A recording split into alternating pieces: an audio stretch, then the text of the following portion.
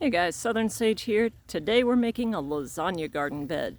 Now lasagna gardening is my favorite way to make a raised bed because it is the only one that doesn't involve a heck of a lot of turning really challenging soil over with a shovel.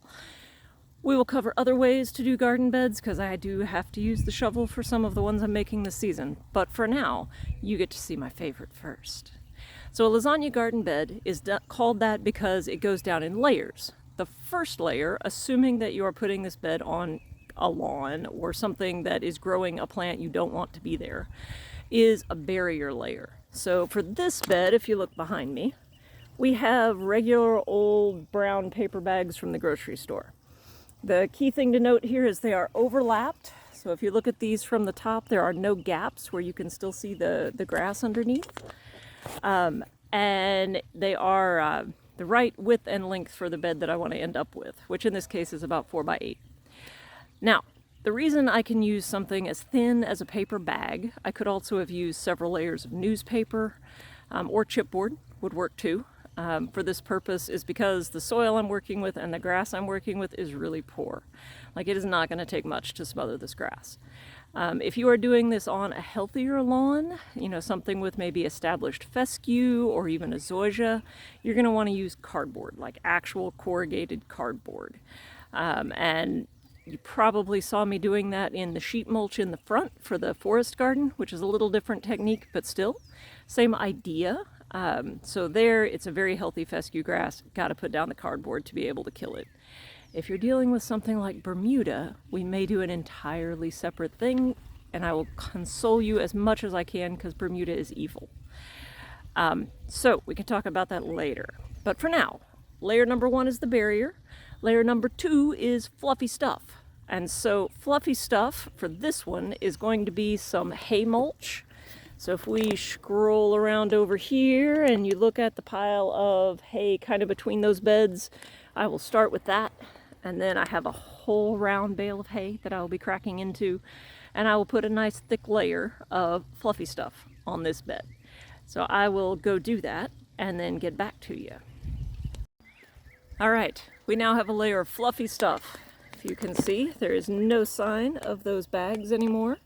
They are still under there, I promise. Right there. But we have a nice thick layer, and I do mean thick. So this looks like a woolly mammoth bed right now. And you really have to go that deep with the fluffy stuff because they're going to compress a lot. There's a whole lot of air in that. And ultimately what we want is for this to turn into compost in place, which means over the course of this growing season, the volume of all of that is going to get reduced by 75 to 90% as the worms and microbes turn it into amazingly fertile soil. So we got to put a lot on to begin with. So that we still have something left at the end of the season. So that's our second lasagna layer, right? We got barrier, we got fluffy stuff. Other things in fluffy stuff that I didn't mention before. Grass clippings can make great fluffy stuff, and if you're doing it at the right time of year, the truly magical fluffy stuff is grass clippings mixed with shredded leaves. So those first mowings in the spring or the last mowings in the fall after the leaves have started falling, that stuff is magic. And if you make one of these beds, like in September, October, when that stuff's happening, by the spring, you are going to have an amazing garden bed. That said, it is not too late. Obviously, I'm still making garden beds, even though it's mid-May. So don't feel like you have to wait. But do know, if you have that opportunity, you should take it. So the next layer, third layer, after the fluffy stuff, is a dirt-like substance. So that can be actual dirt, like if you have a pile of dirt from excavating a different project, right? I'm going to be using that. The dirt in those beds is what came out of the fountain over there, if you saw those videos. And so that is the dirt that I'm going to be using on this bed as the dirt-like substance. Other things that work, well-aged compost, well-aged manure. You don't want to use fresh manure if you're immediately going to plant into this bed. Now, if I was doing this in October and not planning to plant in it until the spring, fresh manure works fine. By the spring, it'll be cooked down and beautiful. Okay, so just think about what you're doing. Now, I plan to transplant into this about 5 minutes after I'm done building this bed. Because I got a bunch of tomatoes that need a home, and that's what this is. So I am using well-aged manure and actual soil from topsoil from another place in the yard from a hole I dug. So step number next is to put a reasonable layer of dirt-like substance on here. So I'm gonna go do that. You guys, have a lemonade or something, and I'll be back in a minute. Okay, do you have a good lemonade? Because I've been doing work, and I hope you were enjoying that time. So here is our dirt-like substance. It's a fairly thin layer. I usually go between 1 and 2 inches. Some tricks of the trade: whenever you shovel it out here, shovel each bit of dirt where it goes. If you try and come back with a rake, you will drive yourself insane, because the rake will pick up the fluffy stuff and mix it all in together, and then it doesn't look right. And you're like, oh my God, did I do something wrong? You didn't, it's fine. But just don't. Just use the shovel, put the dirt where you want to be. If you get a little too much in one spot, knock it around, but then just get another shovel. So don't get stressed about this. So now we have a decision to make. So are we going to be planting seeds into this bed or transplants? If it's seeds, then I would probably put another layer of dirt-like substance and make this a thick enough seed bed for seeds to go in. Now I'm not, and I don't actually recommend that you direct sow into a lasagna garden bed right after you make it, because those little roots are going to get to the fluffy stuff layer. It's not going to get broken down yet in time, and they're probably going to be puny and die. So I wouldn't do that. I know I will be transplanting tomatoes into this, and those tomatoes will get cut all the way through the paper. I'll show you that in the next video.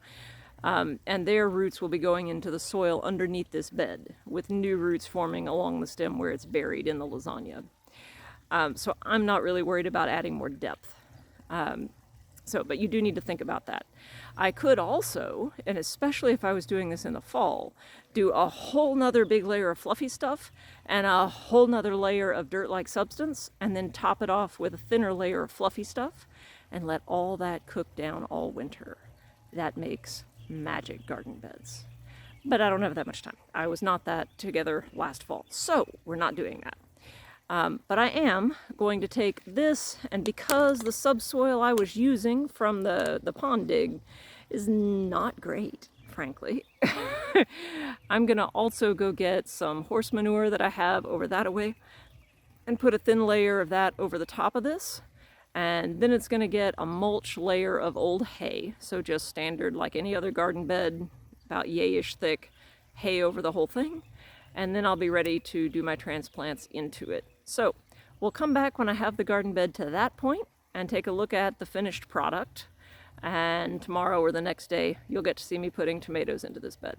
All right? So again, enjoy your lemonade. I'll be back in a minute. All right, we're back, and we're about at the end of our lasagna bed building adventure here. So I stopped halfway through with the last fluffy stuff mulch layer, so you can kind of see the new darker stuff on top, which is the aged horse manure I put on. I put about a wheelbarrow load onto this 4-foot by 8-foot bed. Now, if I wasn't running out, I might have done double that. But this is what I have, and the beauty of a lasagna garden bed is it's tremendously forgiving. So now I'm putting the top layer of fluffy stuff, which is a true mulch. It's there for water conservation, where the first layer of fluffy stuff that was super thick was there to compost in place and make great soil. So we put it down way thicker. Okay, so I'm gonna finish the fluffy stuff layer, and then this lasagna bed is done. So as you can see, making a lasagna bed, if you have the stuff on hand, like if you've got the fluffy stuff and you've got the dirt-like substance and you got some paper bags or old newspaper or chipboard, that would be like cereal boxes, pizza boxes, or cardboard, right? You can throw one of these things down in almost no time. Like I'm doing it in 6 minutes that you're watching? It's actually taken about half an hour. It's okay.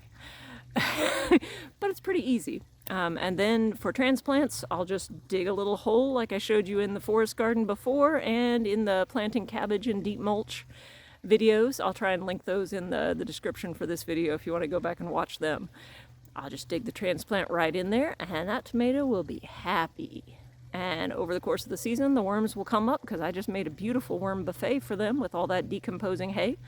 And they will till it. They will take a bunch of that nutrient down into this really crappy subsoil that I'm dealing with and enrich it. And in the fall, or whenever I'm done with tomatoes, or whenever they need more mulch, I will add more on top, and it will keep building soil in this bed. And at no point did I have to take a shovel and dig in this really crappy rock-filled like gravel soil, and that's amazing.